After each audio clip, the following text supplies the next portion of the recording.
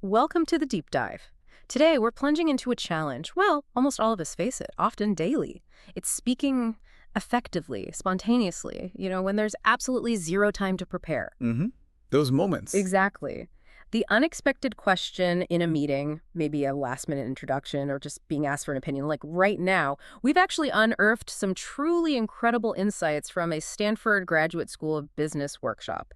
It's designed to transform that panic into, well, poise. Yeah, it's fascinating stuff. Our mission for this deep dive is pretty clear. Right. We're extracting practical, immediately useful techniques, things that will arm you with the confidence to become a more compelling, more connected, spontaneous speaker. Yeah. Think of it maybe as your shortcut, turning those uh-oh moments into aha opportunities. And what's truly fascinating, I think, is just how much of our communication is spontaneous. Right. Way more than planned talks.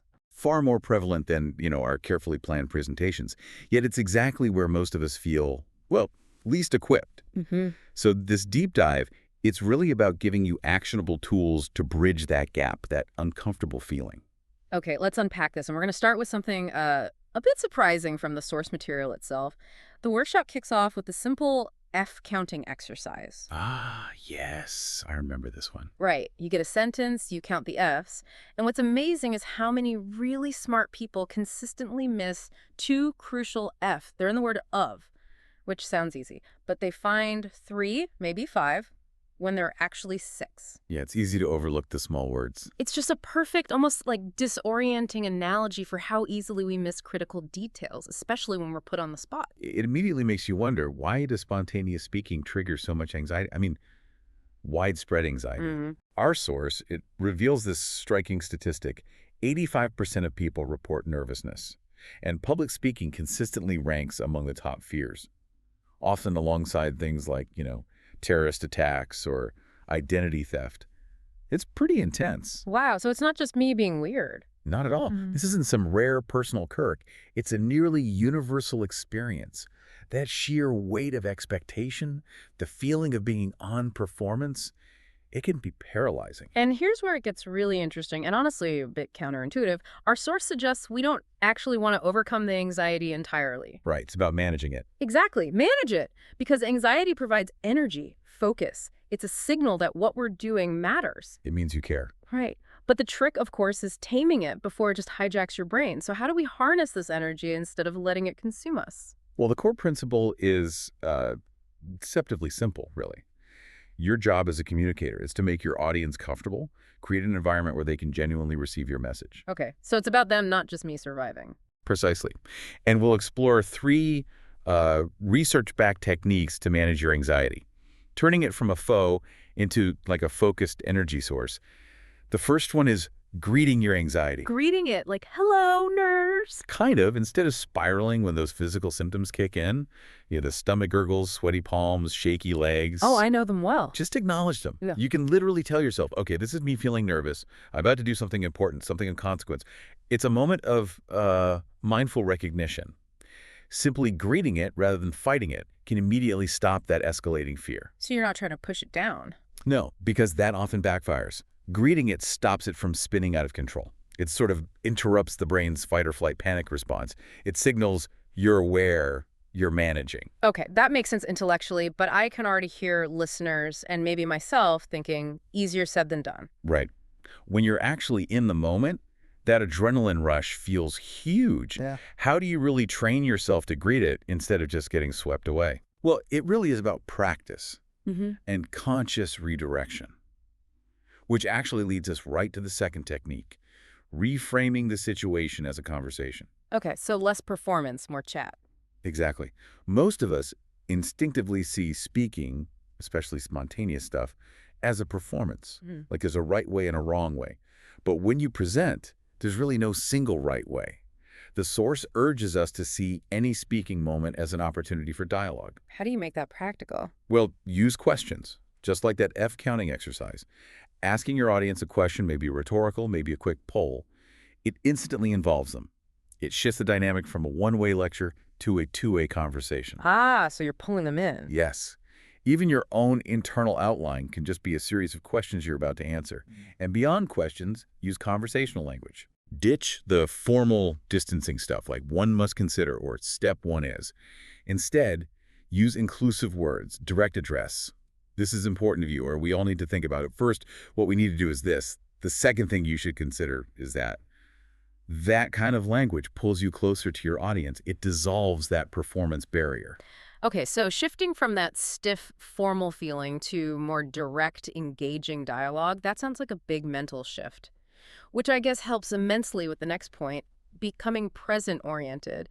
You said so much anxiety comes from worrying about the future grades, funding, laughs. Exactly. Future tripping, basically. So what are the practical ways to, like, yank yourself back into the now when your mind's already racing ahead? It's really about engaging your body and mind in something immediate, something that demands your full attention right now. Our source mentions a pro speaker who does 100 push-ups before going on stage. Whoa. Okay, that's intense. Might work, but... Yeah, maybe a bit extreme, might leave you breathless. But less intense things work just as well. A brisk walk, listening to a specific song, even counting backwards from 100 by, say, 17s, anything challenging. Breaks the worry cycle. Exactly. It breaks that cycle of anticipatory anxiety.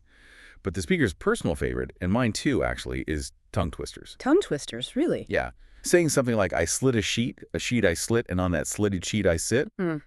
You have to focus intensely, right? Sure. Otherwise, you'll just stumble. Sure. So it forces you into the moment. Sure. And there's a bonus. Yeah. It warms up your voice, which is crucial, and something nervous speakers often completely forget about.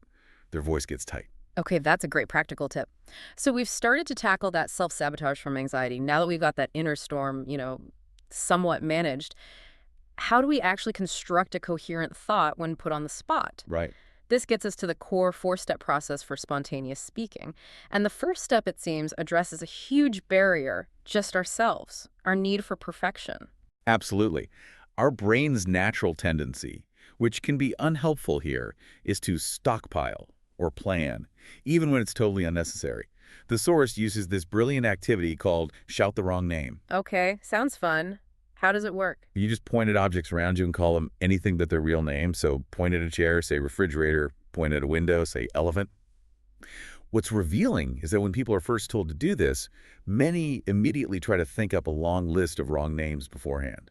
They try to plan it. Huh. That is fascinating. It really shows that deep-seated need to, master the game or get it right, even when there's no actual wrong answer. Exactly. The source says the only way to get this activity wrong is by trying to plan it perfectly. The goal is just to do it. So if we're not planning, what's the mental shift? What are we supposed to do instead? The maxim here, and it's borrowed from improv, is dare to be dull. Dare to be dull. Okay, wait. I can already hear some high achievers bristling at that. Isn't there a risk of actually being dull or, not impactful? It sounds counterintuitive. Yeah. Especially for people driven to succeed. But here's the paradox.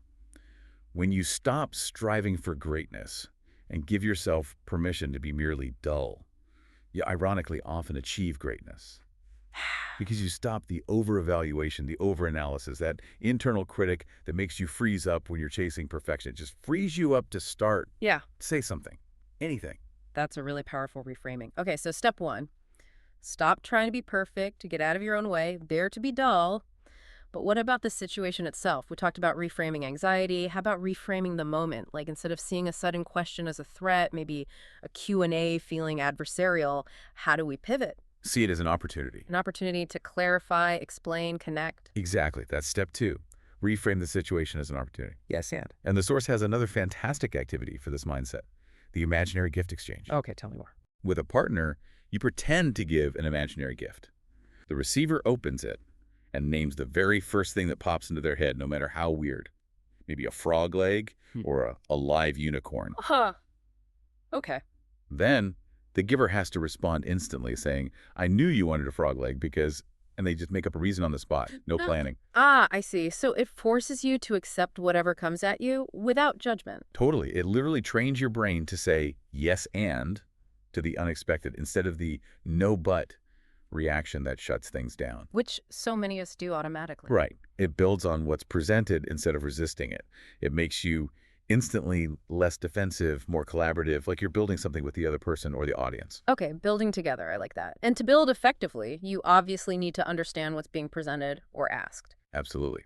Which brings us neatly to step three. Slow down and listen. Don't just do something, stand there. Okay, don't just do something, stand there. Explain that. It means resist the urge to immediately jump in. We often listen just enough to start formulating our own response, right? Instead of truly absorbing the message. But your main job is to serve your audience. And you simply can't do that without truly deeply listening first. It sounds so basic, listen before you speak, but man, in a high-pressure, spontaneous moment, that's incredibly hard. It is. Our source uses this simple but surprisingly effective spelling activity to practice it. Spelling. Yeah. You tell your partner something fun you'll do today, but you have to spelleveringleword. Oh, wow. Okay, that would force intense focus. Totally. You have to be completely in the moment to spell everything right. It literally prevents you from thinking ahead and planning your reply while they're still talking. It teaches you that by deliberately slowing down, really listening, really understanding, you can craft a much better, more targeted response. That improv maxim again. Don't just do something. Stand there. Listen. Process. Then respond. It stops you blurting out the first half-baked thought. Which is often not the best one. Rarely is. Okay, so manage the anxiety, get out of your own way, embrace the yes and, slow down and listen. Now the final piece. How do you actually construct something coherent, off the cuff, that doesn't just sound like rambling? This is where it gets really practical. And the key, maybe surprisingly, isn't about having more content ready. It's about structure. Exactly. Step 4. Tell a story. Structure sets you free. Think about remembering phone numbers. Yeah, you chunk them, like 3, 3, 4. Right. You chunk them. Because structure makes information up to 40% easier for our brains to process. 40%. Structure is like your roadmap or your tour guide. It keeps your audience from getting lost.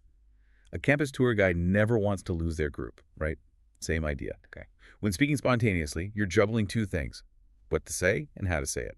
Structure basically hands you the how. It reduces that cognitive load, freeing up your brain to focus on the what. So what are these magic structures? We'll focus on two incredibly useful, simple ones. Sure. First, problem, solution, benefit, PSB. Problem, solution, benefit. Okay. You state the issue, offer a way to solve it, explain the positive results. Simple. You can also frame it as opportunity, solution, benefit. Very versatile. Nice. And the second one? What? So what? Now what? WSN. What, so what, now what? Got it. Yeah. Or if you're introducing someone, it can be who, so what, now what? You define the topic or person, then you explain why it matters, the importance, the relevance, and finally you suggest next steps or implications. These feel like mental templates, Yeah. guardrails for improvising. That's exactly what they are. The source makes people practice by, like, selling a slinky using one of these structures. Sounding like a slinky. Okay, it's silly, but it forces you to focus on a how, the structure. It makes the content about the slinky almost secondary. It drastically reduces the mental effort. The maxim is structure sets you free. Seems like a paradox, structure and freedom, but it's true. It's the framework that lets your thoughts flow clearly. That's brilliant. Okay, Yeah. these steps give us a really solid foundation for most unexpected moments. But what about the really tough scenarios?